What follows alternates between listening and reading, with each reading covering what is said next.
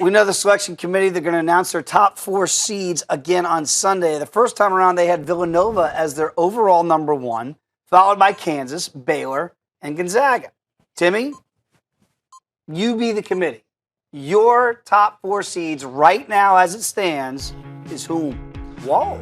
Yeah, I got Gonzaga number 1 and number 1 overall. You know, they knocked off Arizona straight up. I know it was early on in the season, road, but they beat Arizona, so they're undefeated. They have no blemishes. They deserve to be number 1 out west, and I believe if they run the table, they're a lock to be number 1.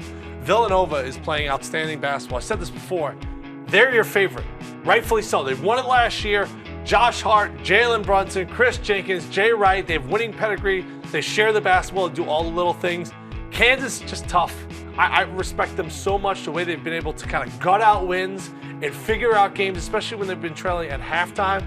And then Arizona, I was high on them. They went up to Oregon and got dirt rolled in that game. Remember when Oregon was beating them like 100-0?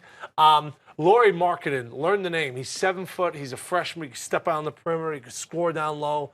Out west, you got Arizona, Oregon, and UCLA. I got to be honest with you.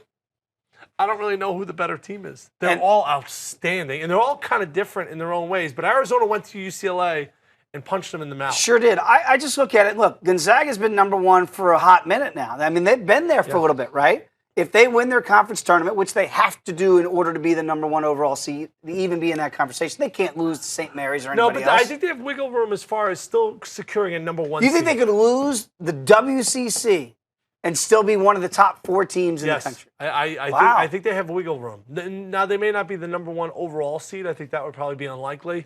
But, yeah, if they lost to St. Mary's in the final and it was like a competitive game, even if they lost, they've one loss, I still think they're getting a 1. Wow. So right now they're kind of infallible. Like they could still lose the conference tournament. They're going to get a 1 seed.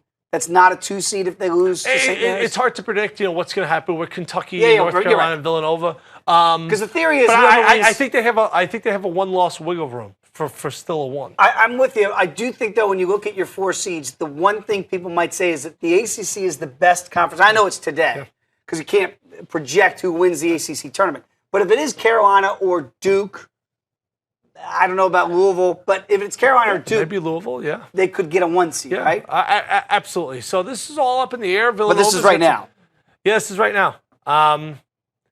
And I'm pretty confident 3 out of 4 of those seeds are going to end up being number 1. I think you're right. I'll be very curious because I think Gonzaga, why vote them number 1 for potentially as long as they could be from January to March if they don't lose, and then not give them the number 1 overall seed? Then what's the point of it? Exactly.